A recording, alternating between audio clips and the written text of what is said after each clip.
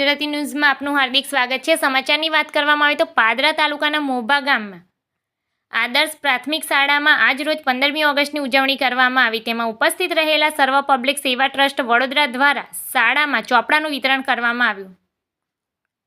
સર્વ પબ્લિક સેવા ટ્રસ્ટ વડોદરાના પ્રમુખ આકાશભાઈ તેમજ સભ્ય નટવરભાઈ ઉપસ્થિત રહ્યા હતા। આ કાર્યક્રમમાં સર્વ પબ્લિક સેવા ટ્રસ્ટ દ્વારા ધ્વજવંદન કરવામાં આવ્યું હતું, તેમાં ધ્વજ ફરકાવવામાં આવ્યો હતો તેમજ શાળા વતી આકાશભાઈનો આભાર વ્યક્ત થયો હતો।